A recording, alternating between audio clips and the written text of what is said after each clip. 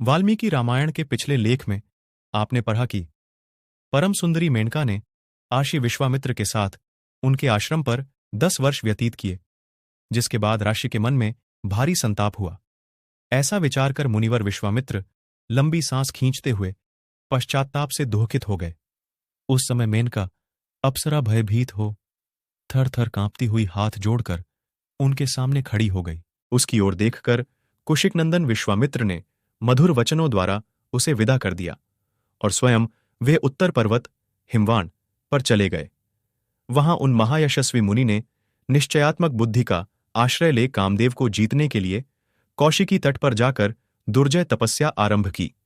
वहां उत्तर पर्वत पर 1000 वर्षांतक घोर तपस्या में लगे हुए विश्वामित्र से देवताओं को बड़ा भय हुआ। अर्ष्य विश्वामित्र के तप से ब्रह्मा जी प्रसन्न हुए।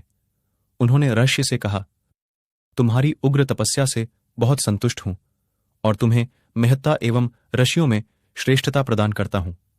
ब्रह्मा जी का यह वचन सुनकर तपोधन विश्वामित्र हाथ जोड़ प्रणाम करके उनसे बोले, यदि अपने द्वारा उपार्जित शुभ कर्मों के फल से मुझे आप ब्रह्मर्षि का अनुपम पद प्रदान कर सकें तो मैं अपने को जितेंद्रिय समझूंगा।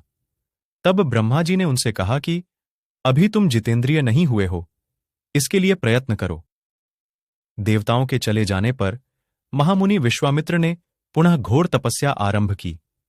वे दोनों भुजाएं ऊपर उठाए बिना किसी आधार के खड़े होकर केवल वायु पीकर रहते हुए तप में संलग्न हो गए। गर्मी के दिनों में पंचाग्नि का सेवन करते, वर्षा काल में खुले आकाश के नीचे रहते और जाड़े के समय रात दिन पानी में खड़े रहते थे। इस प्रकार उन तपोधन ने 1000 वर्षों तक घोर तपस्या की। महामुनि विश्वामित्र के इस प्रकार तपस्या करते समय देवताओं और इंद्र के मन में बड़ा भारी संताप हुआ। इंद्र ने उस समय रंभा अप्सरा से कहा, देवताओं का एक बहुत बड़ा कार्य उपस्थित हुआ है, इसे तुम्हें ही पूरा करना है। तू महर्षि विश्वामित्र को इस प्रकार लुभा जिससे वे काम और मोह के वशीभूत हो जाएं। बुद्धिमान इंद्र के ऐसा कहने पर वह अप्सरा लज्जित हो हाथ जोड़कर देवेश्वर इंद्र से बोली, ये महामुनि विश्वामित्र बड़े भयंकर हैं, इसमें संदेह नहीं कि ये मुझ पर भयानक क्रोध का प्रयोग करेंगे। डरी हुई रंभा के इस प्रकार भयपूर्वक कहने पर सहस्र नेत्रधारी इंद्र हाथ जोड़कर खड़ी और थर थर कांपती हुई रंभा से कहा कि तुम मेरी आज्ञा मान लो।